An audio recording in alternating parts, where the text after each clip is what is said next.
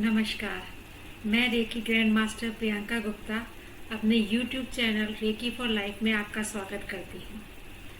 आज हम कुछ बातें करेंगे अपने रोज़मर्रा के जीवन की। जब हम रोज़ कुछ ना कुछ समस्याओं से दो चार होते हैं, किसी ना किसी से मिलते हैं, घर में अपने काम करते हैं, तो कभी ना कभी कोई पल ऐसा आता है जब किसी की बात हमें बुरी लग जाती है या किसी बात से हमको गुस्सा या चिड़चिड़ाहट सी हो जाती है। तो आज हम बात करेंगे कि ये हमारे जीवन पर या हमारे एनर्जी फील्ड पर ये गुस्सा या चिड़चिड़ाहट की भावना क्या असर डालती है और इससे हम कैसे बच सकते हैं।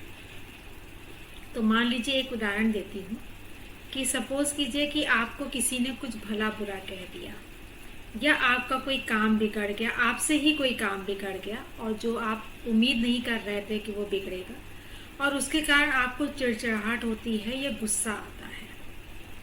तो ये चिड़चिड़ाहट और गुस्सा ये भी एक फॉर्म ऑफ एनर्जी है।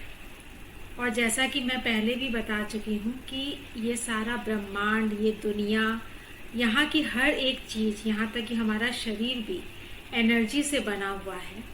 तो ये जो हमारे इमोशंस के रूप में हमारी एनर्जी निकलती है वो कहाँ जाती है? जाहिर है कि वो हमारी ही और एक फील्ड में अटक के रह जाती है, स्ट्रक होके रह जाती है। और ये जब स्ट्रक होके रह जाती है तो बहुत सारी तकलीफ़ों और बीमारियों के रूप में वो हमारे सामने आती है। अगर इसको आम बोलचाल की भाषा में कहूँ तो एक सिनेरियो देखिए, एक सीन की कल्पना कीजिए जहां आपको बहुत तेज गुस्सा आ रहा है या बहुत चिड़चिड़ाहट सी हो रही है। तो आप क्या महसूस करते हैं? थोड़ा सा बदन कभी कभी किसी का गुस्से में बहुत थरथराने लगता है, चेहरा लाल हो जाता है। ये सब नहीं भी होता तो मन खराब हो जाता है और बीपी गड़बड़ हो जाता है। जिनको हाई बीपी की समस्या है उनको हाई बीपी हो जाता है। यहाँ तक कि कई बार किसी को गुस्से में लो बीपी भी होने की शिकायत सुनी गई है।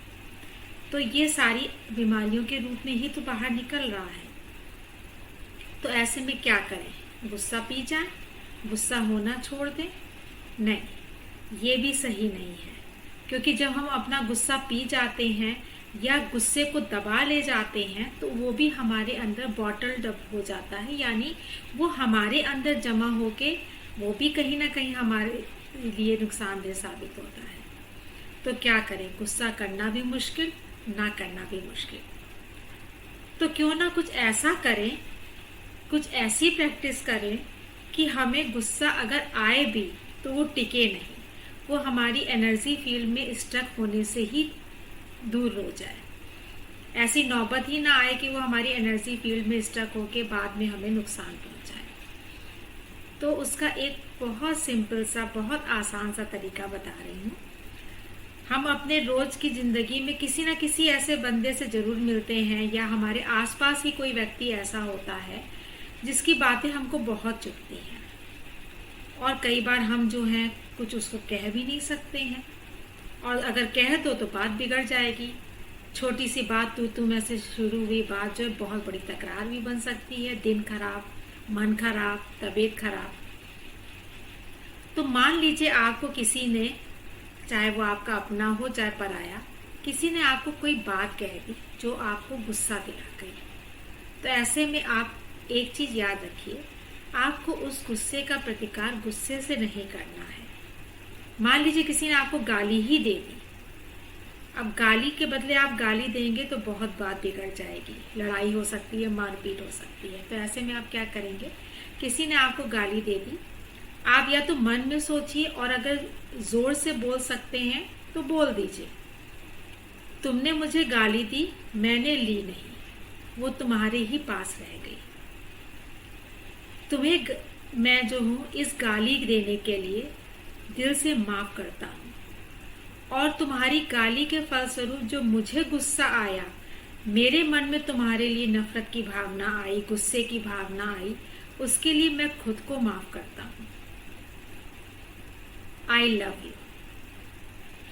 जरूरी नहीं कि आप जोर से आई लव यू बोलें, मन में बोल सकते हैं ये सारी बातें। और जब आप इस तरह से बोलेंगे तो आप कुछ ही पलों में देखेंगे कि आपका गुस्सा जो आते आते आपको बहुत हानि पहुंचा सकता था वो आया ही नहीं, और अगर थोड़ा सा आया भी तो वो चला गया। आप शांत रह गए, बात भी नहीं बिगड़ी, और अगले के कहे का आपके ऊपर कोई निगेटिव असर भी नहीं हुआ।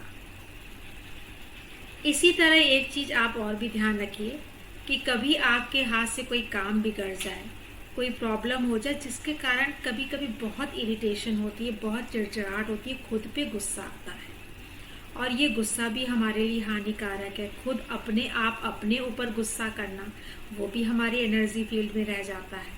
तो ऐसे में आप क्या करेंगे, अगर कोई काम आपका बिगड़ गया, मान लीजिए आप कुछ बना रहे हैं, कुछ काम कर रहे हैं और वो आपकी आशाओं के अनुरूप नहीं हुआ, तो आप 2 मिनट शांत बैठ जाइए। मन में ये सोचिए कि क्या आपके गुस्सा करने से, आपके चिड़चिड़ाने से, आपके खुद से नाराज होने से वो चीज़ सही हो जाएगी। अगर हो जाए तो मेरी सलाह है कि आप बहुत सारा गुस्सा कीजिए, चीज़ें अपने आप सही हो जाएंगी।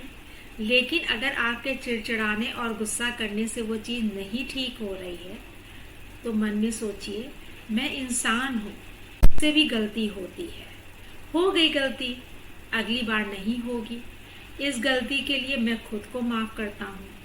I love my self. तो ये जो आपका इरिटेशन है, जो चिड़चिड़ाहट है, ये आपको कुछ पल में आपको खुद ही एहसास होगा कि ये आपके अंदर से दूर हो चुकी है। आपके अंदर ये बैड एनर्जी या negative energy, negative pattern stuck भी नहीं हुआ। आपका काम जो बिगड़ा था वो भले ही नहीं सुधर पाया, लेकिन उसके फलस्वरूप जो आपके गुस्से, आपके चिड़चिड़ाहट से आपकी तबीयत पे, आपके ऑरिक फील्ड पे निगेटिव असर हो सकता था, वो तो बच गया। और अगली बार हो सकता है वो काम करते समय आप उस गलती के लिए ज़्यादा सतर्क रहें, तो हो सकता है बहुत अच्छी तरह से काम हो जाए। एक बार ट्राई करके ज़रूर देखिएगा। उम्मीद करती हूँ कि मेरी ये छोटी सी टिप, छोटी सी ट्रिक आपके जीवन में बहुत ढेर सारी खुशियाँ लाएंगी। इस गुस्से, इस नाराज़गी से आप बहुत नेचुरल तरीके से दूर हो सकते हैं, और न केवल अपने रिश्ते बचा सकते हैं बल्कि अपने आप को भी, अपने स्वास्थ्य को भी। तो अपना ध्यान रखिएगा। अगले वीडियो में फिर जल्दी ही मिलती हूँ। तब तक के लिए take care. Divine reiki blessings to you all. Thank you. Bye bye.